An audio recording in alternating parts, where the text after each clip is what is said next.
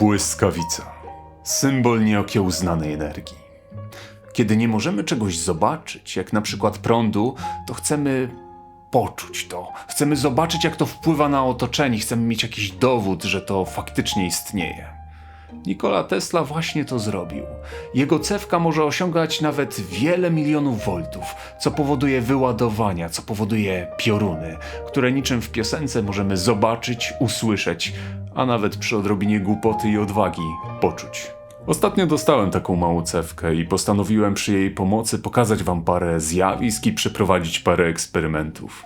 Pierwsze zjawisko, szczególnie mi bliskie, pokazuje piękną magię barw, niesamowite kolory. Drugie zabiera człowieka w kosmos, a trzecie, trzecie zjawisko, które będę chciał pokazać, jest bardzo trudne i być może mi się nie uda.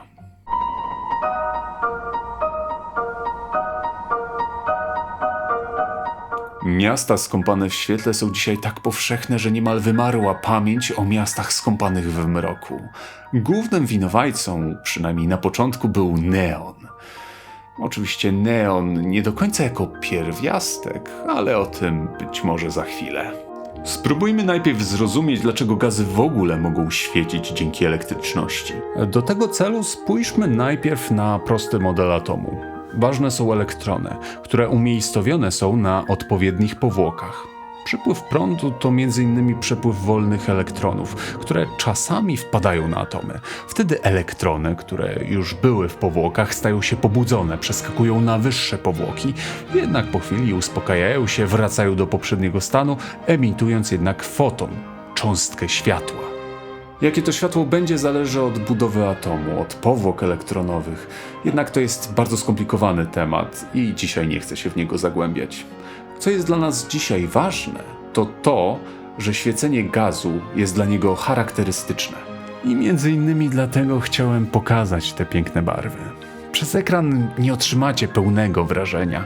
Monitory mogą reprodukować tylko ograniczony zakres, który często nie jest w stanie oddać czystych kolorów, jednak starałem się jak najbardziej oddać wrażenie. Szczególnie krypton zwrócił moją uwagę. Tworzył ciekawe, pulsujące wzory. Pozostaje kwestia, dlaczego wzdragałem się przed użyciem słowa neon w stosunku do neonów. Cóż, sprawa jest prosta. Neony to nie zawsze neon.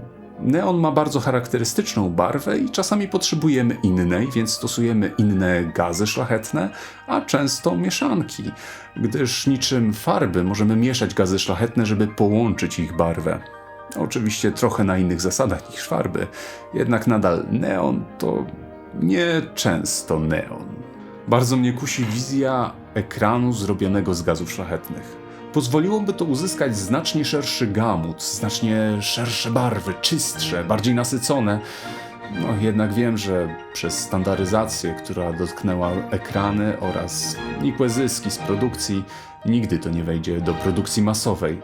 Jednak mam nadzieję, że kiedyś coś takiego powstanie, chociaż jeden egzemplarz by mógł zagrać na nim w jakąś grę.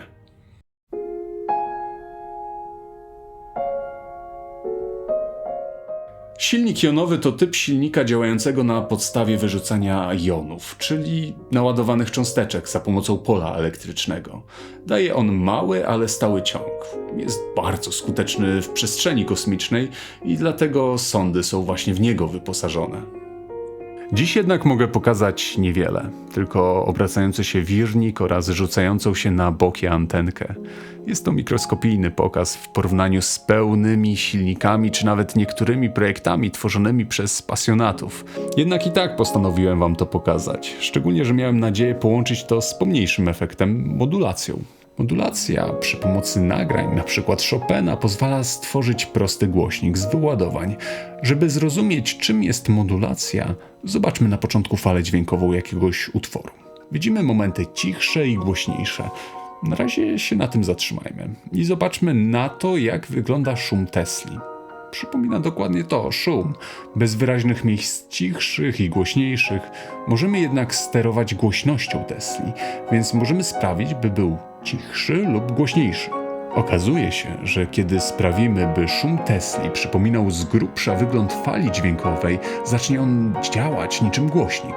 Sterowany za pomocą muzyki, zacznie on tę muzykę grać.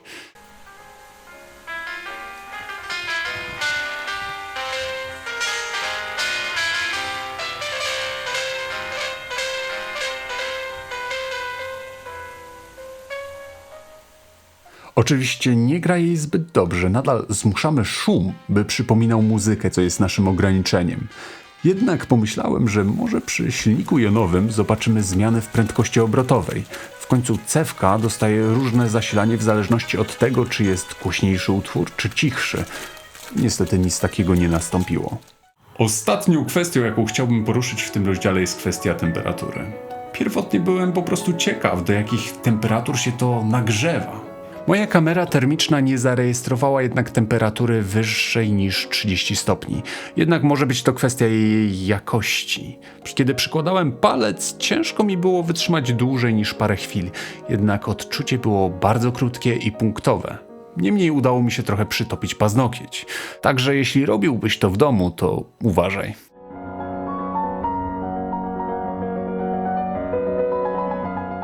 Ostatnim eksperymentem będzie aktywacja powierzchniowa. Czy kiedyś zauważyłeś, że różne ciecze zachowują się różnie z materiałami? Na przykład woda. Na płaszczu przeciwdeszczowym po prostu z niego zlatuje, tworzy kulki i po prostu nie daje się zwilżyć. Jednak kiedy rozlejemy wodę na kartkę papieru czy drewniany stół, zostają one zwilżone i nie możemy tak po prostu zrzucić tej wody. Ma to związek z właściwościami cieczy. Napięcie powierzchniowe, jak i właściwościami podłoża. Swobodna energia powierzchniowa, SEP, czy też po angielsku Free Surface Energy, SFE. Im wyższa jest ta swobodna energia, tym łatwiej zwilżyć powierzchnię. Im niższa, tym trudniej. Na powierzchni, którą trudno zwilżyć, ciecze będą tworzyły kulki. Dla przykładu rtęć jest cieczą, która nie zwilża prawie niczego i jej kulki są znane każdemu, kto rozbił kiedyś stary termometr. Łatwo zwilżalne powierzchnie będą rozprowadzały ciecz niemal po całej swojej powierzchni. Prostym przykładem będzie kropla tuszu na papierze. Tak też zresztą mierzymy energię powierzchnią materiałów. Upuszczamy krople znanych cieczy i mierzymy kąty, jakie powstały między cieczą a materiałem. Dlaczego jednak jest to ważne? Bo czasami chcemy zwilżyć coś, co z natury nie jest zwilżalne. Dla przykładu plastikowe opakowania na kosmetyki. Chcielibyśmy je zadrukować, by wyglądały ładnie, jednak z natury nie przyjmują one farby. W takim wypadku możemy aktywować je powierzchniowo, by jednak zaczęły przyjmować tą farbę, a aktywacje powierzchniowe z grubsza dzielimy na 4 typy. Ogniowe, wyładowaniowe, plazmowe, chemiczne. Najczęściej stosujemy to pierwsze rozwiązanie jako najtańsze, jednak byłem ciekaw, czy dałbym radę dokonać aktywacji za pomocą cewki Tesli. Do tego celu wziąłem folię, która jest bardzo słabo zwilżalna i oznaczyłem na niej 2 rejony. Pierwszy do próby pustej, drugi do aktywacji. Próba pusta przebiegła doskonale. Krople łatwo spadały z folii, pozostawiając ją suchą. Może nie było kulek, ale jak dla wody to i tak dobrze. Jak pewnie się domyślasz, chciałbym aktywować drugą część folii za pomocą wyładowań. Jednak pamiętasz, jak wcześniej mówiłem, że za pomocą wyładowań stopiłem sobie trochę paznokieć? Folia okazała się znacznie mniej odporna. Szybko zaczęła się kurczyć i ciężko mi było złapać moment, w którym miejsce było aktywne i niestopione. Wydaje się jednak, że generalnie mi się udało. Choć być może to przez to, że temperatura aktywowała folię, a nie wyładowania. Czyli udany eksperyment naukowy. Wyniki nie są jasne, jednak przedstawiam je jako sukces.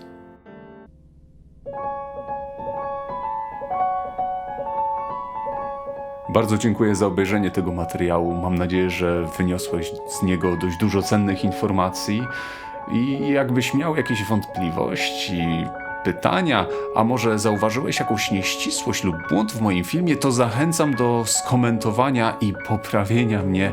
Na pewno odczytam, chociaż odpisywanie jest moją piętą achillesową. Może mi to zająć parę miesięcy. Także dziękuję za uwagę, miłego dnia. Cześć!